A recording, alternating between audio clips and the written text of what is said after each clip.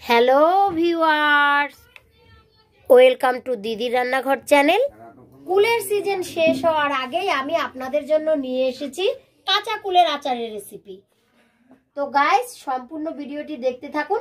ভালো লাগলে একটা লাইক, শেয়ার ও চ্যানেলটি সাবস্ক্রাইব করে পাশে থাকা বেল আইকনে ক্লিক করে দেবেন পরবর্তীতে নতুন নতুন ভিডিওর আপডেট সবার প্রথমে পেতে। তো চলুন প্রথমে কুল পেরে আসি। কুড়াও, কি করবা বড়ই দিয়ে? বাহ, কি খাবা? কুল মাখা খাবা? বাহ, দারুন দারুন। কুড়াও কুড়াও।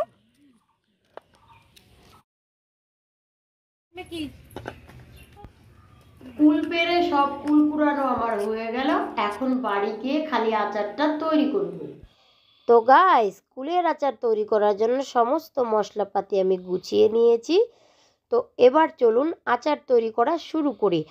আচার তৈরি করতে হলে যেটা করতে হবে সেটা হলো সবার প্রথমে উনান বা ওভেনটা জ্বালিয়ে একটা কড়াই বসিয়ে গরম করে নিতে হবে মশলাটা ভেজে নেওয়ার জন্য। সেই জন্য আমি কড়াই বসিয়ে আগে কড়াইটা গরম করে নিচ্ছি। আমি আজ 500 গ্রাম কুলের আচার করব, সেই আন্দাজেই মশলাটা তৈরি করে নেব। কড়াই গরম হয়ে গেলে কুলের আন্দাজে মশলাটা ভেজে নেব। সেই জন্য আমি কড়াইয়ে দিয়ে দিচ্ছি 1.5 টেবিল চামচ পরিমাণ গোটা সাদা জিরা। 1 চা চামচ দিয়ে দিচ্ছি জোয়ান। জোয়ান ব্যবহার করলে আচারটা খেতেও যেমন ভালো লাগে, হজমও হয় খুব তাড়াতাড়ি। আমি লঙ্কার গুঁড়ো ব্যবহার করব, সেই জন্য একটা মাত্র শুকনো লঙ্কা দিচ্ছি। আপনারা চাইলে লঙ্কার গুঁড়ো ব্যবহার না করে একবারে আন্দাজ মতো বেশি করে শুকনো লঙ্কা ব্যবহার করতে পারেন। চাইলে মশলা ভাজার সময় 1.5 টেবিল চামচ পরিমাণ গোটা ধনেও একসঙ্গে দিয়ে ভেজে নিতে পারেন, বাট আমি আজকে ধনে গুঁড়োই ব্যবহার করব। গোটা ধনের পরিবর্তে গুঁড়ো ব্যবহার করলেও কোনো সমস্যা নেই। এবার লো আঁচে মশলাটাকে 2 মিনিট সময় নিয়ে ভেজে নিয়েছি, এখন নামিয়ে নিচ্ছি। তো গাইস, মশলাটা গরম থাকা অবস্থায় গুঁড়ো করে নিতে হবে, তাহলে একদম সুন্দরভাবে গুঁড়ো হয়ে যাবে। আমি শিলপাটায় বেটে মশলাটাকে গুঁড়ো করে নিচ্ছি। আপনারা চাইলে অবশ্যই মিক্সচারে জল ছাড়া গুঁড়ো করে নিতে পারেন। মশলাটার সাথে 1 টুকরো দারচিনি গুঁড়ো করে নিচ্ছি। এতে আচারের ফ্লেভারটা খুব সুন্দর আসবে, আচারটা খেতেও ভীষণ ভালো লাগবে। তো গাইস, মশলা গুঁড়ো করা আমার হয়ে গেছে, গুঁড়োটা তুলে নিলাম। জিরা গুঁড়োর সাথেই 1 টেবিল চামচ পরিমাণ ধনে গুঁড়ো দিয়ে ধনে গুঁড়োটা ভালোভাবে মিশিয়ে নিচ্ছি। এবার শুধু আচারটা করে নেব। সেই জন্য এই যে কাঁচা কুলগুলো নিয়েছি, কাঁচা কুলগুলোর বোটা ছাড়িয়ে কুলগুলোকে ভালো করে ধুয়ে নেব। ভালোভাবে 2-3 বার ধুয়ে নিয়েছি। এবার জল থেকে তুলে নিচ্ছি। আর কুলগুলোকে শিলপাটায় এইভাবে থেঁতে করে জাস্ট দেখে নেব যে পোকা আছে কিনা। যেই কুলটাতে পোকা আছে সেই কুলটা ফেলে দেব।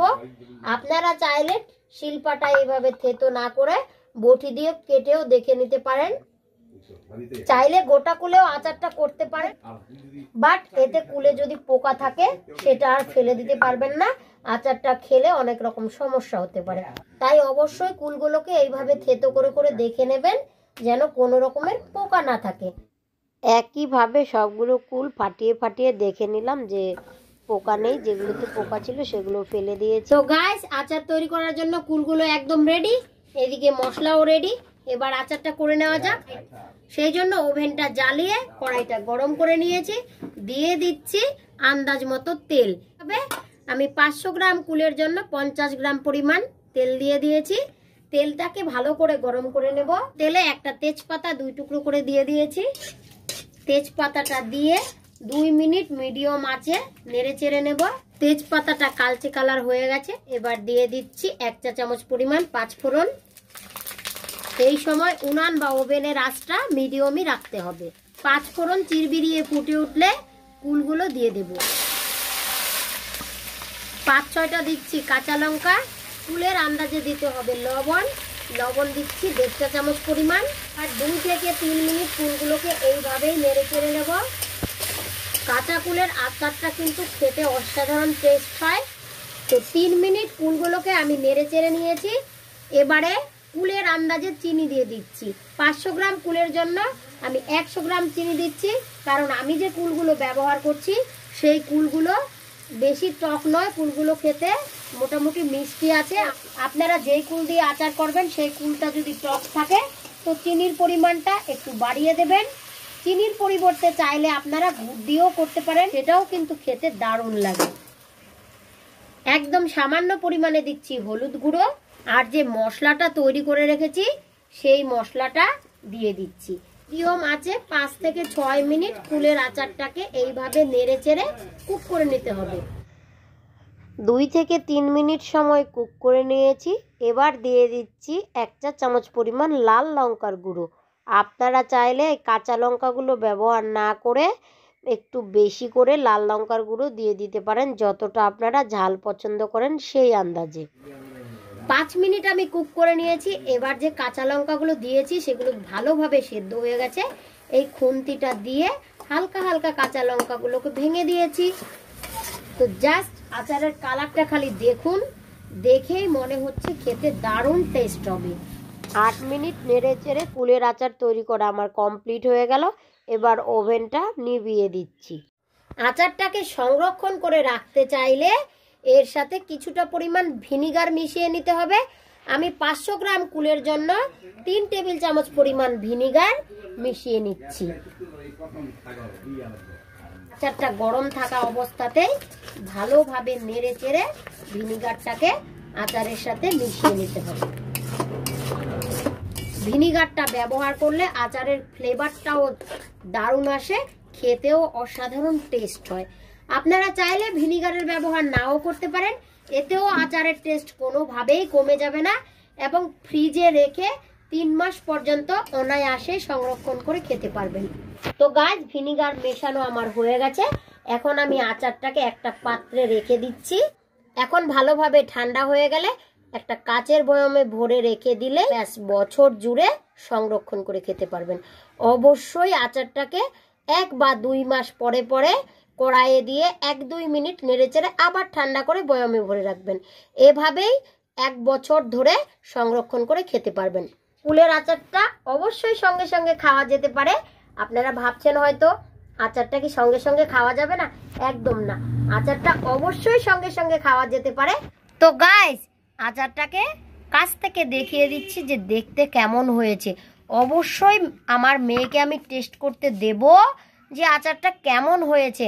আমার মেয়ে অনেকক্ষণ থেকে ধৈর্য সহকারে বসে আছে আচারটা টেস্ট করবে বলে। তো অবশ্যই ওর মুখ থেকে শুনে নেব যে আচারটা খেতে কেমন হয়েছে। তো গাইস, এই ছিল কুলের আচারের রেসিপি। অবশ্যই কুলের সিজন শেষ হওয়ার আগে আগে রেসিপিটি ফলো করে বাড়িতে ট্রাই করুন আর আচারটাকে সংরক্ষণ করে রাখুন। আপনারা চাইলে অবশ্যই কাচের বয়ম ছাড়া প্লাস্টিকের বয়মে রাখতে পারেন, কিন্তু এতে আচারটা বছর জুড়ে সংরক্ষণ করা যাবে না। আচারটা 6 থেকে 8 মাস পর্যন্ত সংরক্ষণ করতে পারবেন। কাচের বয়মে আচার রাখলে আচারটা বেশি দিন সংরক্ষণ করে রাখা যায়। আর অবশ্যই আচারটা রাখার আগে যেই বয়মে আচারটা রাখবেন বয়মটাকে ভালো করে ধুয়ে রোদে শুকিয়ে তারপরে আচারটা রাখবেন। তো গাইস, আচারটা আমার ঠান্ডা হয়ে গেছে। এদিকে দেখুন, আমার মেয়ে আচারটা খাওয়ার জন্য অনেকক্ষণ থেকেই বসে আছে। তো আমার মেয়েকে এখন আচারটা দিয়ে দিই টেস্ট করার জন্য। তো গাইস, আমার মেয়ে আচার খেয়ে ভীষণ খুশি।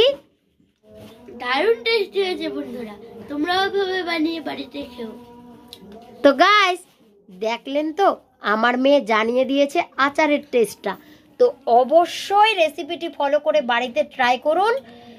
শুকনো কুলের আচারের রেসিপিও আমার চ্যানেলে দেব। আরও বিভিন্ন রকমের আচারের রেসিপি তো আছেই, সঙ্গে অনেক রকম নতুন নতুন রেসিপি ও মাটির যত রকমের উনুন, সব রকমের উনুনের ভিডিও আমার চ্যানেলে দেওয়া আছে। আপনারা দেখতে অবশ্যই দিদি রান্নাঘর চ্যানেলটাকে ফলো করুন। আজ এই পর্যন্তই, দেখা হবে পরের ভিডিওতে। ততক্ষণ সকলেই ভালো থাকুন, সুস্থ থাকুন। Tata, bye bye.